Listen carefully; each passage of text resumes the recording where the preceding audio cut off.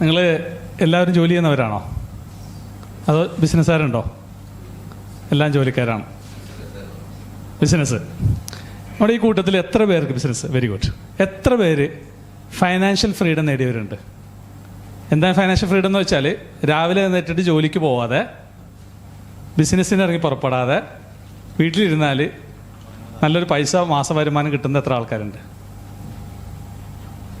എത്ര ആളുണ്ട്? സാറില്ല, സാറ് എഴുതിക്കൊണ്ടിരിക്കുകയാണ്. സാറ് പോയിട്ടില്ല. സാർ മൈൻഡ് ചെയ്യാത്ത പോലെ ഇരിക്കുകയാണ്. അപ്പം ആരുമില്ല അല്ലേ? എത്ര പേര് കിട്ടുന്ന വരുമാനത്തിൽ നിന്നും ഒരു നിശ്ചിത എമൗണ്ട് മിച്ചം വെക്കുന്നവരുണ്ട്? 1, 2. അപ്പം സമ്പാദ്യം എന്താണ്? കിട്ടുന്ന വരുമാനത്തിൽ നിന്നും നമ്മുടെ ചെലവ് കഴിഞ്ഞിട്ട് ബാക്കി വെക്കുന്നതാണ് മിച്ചം. അതാണോ ശരി? അതാണോ? അല്ല. Very good. സത്യത്തിൽ നമുക്ക് കിട്ടുന്ന സമ്പാദ്യത്തിൽ പൊതുവേ ജനങ്ങൾക്ക് സംഭവിച്ചുകൊണ്ട ഒരു അബദ്ധം എന്ന് വെച്ചിട്ടുണ്ടെങ്കിൽ, നിങ്ങൾ മിച്ചപ്പക്കുന്നവരാണല്ലോ. എത്ര പേർക്ക് സമ്പാദ്യം ഉള്ളതുപോലെ തന്നെ ഇൻവെസ്റ്റ്മെൻ്റ് ഉള്ളവർ എത്ര പേരുണ്ട്? ഒരു പാസീവ് ഇൻകത്തിന് വേണ്ടി ഇൻവെസ്റ്റ് ചെയ്യുന്നവർ. Very good. റോയ് സാറുണ്ട്, നിങ്ങളുണ്ട്. Very good, very good.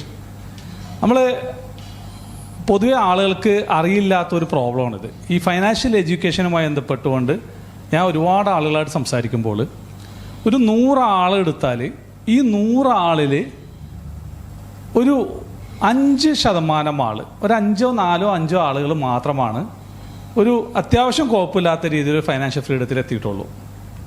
നമ്മൾ എല്ലാവരും ഒരു 20, 22 വയസ്സൊക്കെ ആകുമ്പോൾ നമുക്കൊരു സ്വപ്നങ്ങളുണ്ട് അല്ലേ? 18, ടീനേജ് 18, 20 വരുമ്പോൾ നമ്മൾ അങ്ങനെ ഭയങ്കര റിച്ച് ആവണം, നല്ല പൈസ ഉള്ള ആളാവണം, നല്ല നല്ല ബിസിനസ്സുകാരനാവണം, നല്ല അങ്ങനെയൊക്കെ ഉള്ള സ്വപ്നങ്ങളായിട്ട് ജീവിച്ചവരാണ്. പക്ഷേ ഈ പറഞ്ഞ 20 വയസ്സുള്ള ആളുകൾ ഒരു 65 വയസ്സായി കഴിയുമ്പോൾ അതിൽ നിങ്ങൾക്ക് ഒരു സമ്പന്നനെ കാണാൻ സാധിക്കുള്ളൂ. ഒരു 4 പേര് ഫൈനാൻഷ്യൽ ഫ്രീഡം നേടിയതായിട്ട് കാണാൻ പറ്റും. ഒരു 35 ആളുകൾ ആ 65-ാം വയസ്സിലും പണിയെടുക്കണതായിട്ട് കാണാൻ പറ്റും. ബാക്കി വരുന്ന 60% ആളുകളും ആ 65-ാം വയസ്സിനും കടത്തിലായിരിക്കും.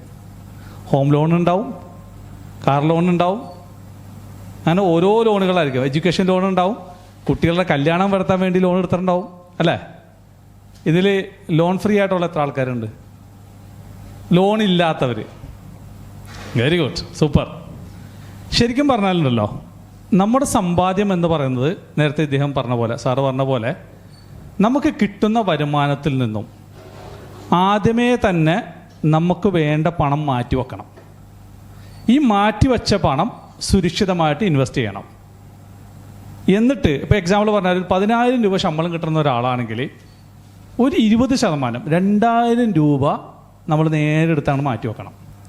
എന്നിട്ട് 8,000 രൂപക്ക് ജീവിക്കാൻ പറ്റണം. പറ്റുമോ? പറ്റൂല. എന്താ കാരണം? നമുക്ക് ഇപ്പോഴത്തെ ഒരു കാലഘട്ടത്തിൽ അത്യാവശ്യങ്ങളും ആവശ്യങ്ങളും അല്ല നമ്മുടെ കയ്യിൽ, കംപ്ലീറ്റ് അനാവശ്യങ്ങളാണ്, ആർഭാടങ്ങളാണ്, ധൂർത്തുകളാണ്, എല്ലാം അങ്ങനെ ആയിക്കൊണ്ടിരിക്കുകയല്ലേ. അപ്പോൾ അതുകൊണ്ട് എന്താ സംഭവിക്കുക വെച്ചിട്ടുണ്ടെങ്കിൽ, നമുക്കൊരു അത്യാവശ്യം എന്താണ്, ആവശ്യം എന്താണ്, അനാവശ്യം എന്താണെന്ന് നമുക്കുൾപ്പെടെ നമ്മുടെ ജീവിതത്തിൽ ഇങ്ങനെ ക്ലാസിഫൈ ചെയ്യാൻ അറിയില്ല എന്നുള്ളതാണ്.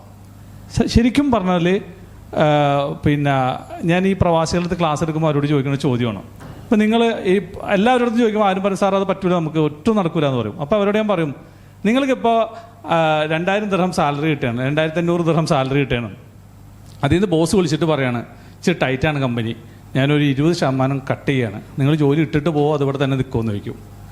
അപ്പോൾ അവർ പറയും, ഞങ്ങൾ ഇട്ടിട്ട് പോകില്ല, കാരണം നമുക്ക് ഇവിടെ പിടിച്ചു തന്നേ പറ്റും. അപ്പോൾ എങ്ങനെ നിങ്ങൾ ജീവിക്കുക? അത് ഞാൻ വൈഫിനെ വിളിച്ച് പറയും, നമ്മുടെ ചിലവൊക്കെ ഒന്ന് ചുരുക്കും എന്നൊക്കെ അവർ വിളിച്ച് പറയും. അപ്പോൾ അതങ്ങനെ സംഭവിച്ചെന്നാണ് വിചാരിച്ചാൽ മതി. ശരിക്കും പറഞ്ഞാലുണ്ടല്ലോ, വളരെ സിമ്പിളാണ്, ഇതിന് ഡീറ്റെയിൽഡായിട്ട് പറയേണ്ട ഒരു വിഷയമാണ്. പക്ഷേ ഞാൻ സമ്മറൈസ് ചെയ്ത് 5 മിനിറ്റുകൊണ്ട് ഒതുക്കിക്കൊണ്ട് പറയാം.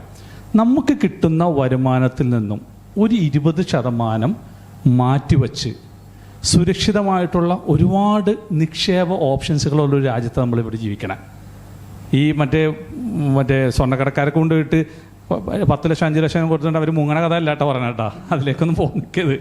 അല്ലാതെ ഏറ്റവും സുരക്ഷിതമായിട്ടുള്ള ഇൻവെസ്റ്റ്മെൻറ്റ് ഓപ്പർച്യൂണിറ്റി ഉള്ള നാട്ടിലാണ് നമ്മൾ നിൽക്കണേ. അത് നമുക്ക് മാത്രം കിട്ടിയൊരു കാലഘട്ടമാണ്. ഇന്ത്യ ആ ഒരു സ്റ്റേജാണ്. ഏത് ആളുകൾ ഭരിച്ചാലും അതൊരു വിഷയമല്ല, മനസ്സിലായില്ലേ? ആ കിട്ടുന്ന 20% നിങ്ങൾ സുരക്ഷിതമായിട്ടൊരു പ്രോപ്പറായിട്ട് ഇൻവെസ്റ്റ് ചെയ്താൽ ഒരു 15 കൊല്ലം കഴിഞ്ഞാൽ ഇപ്പോൾ നിങ്ങൾക്ക് എന്ത് ശമ്പളമാണോ ഉള്ളത് ആ ശമ്പളം നിങ്ങൾക്ക് പാസീവായിട്ട് ഇൻകം ആയിട്ട് എടുക്കാൻ പറ്റും. ഞാൻ പറഞ്ഞ ഇക്വേഷൻ ശരിക്കും ശ്രദ്ധിക്കുക.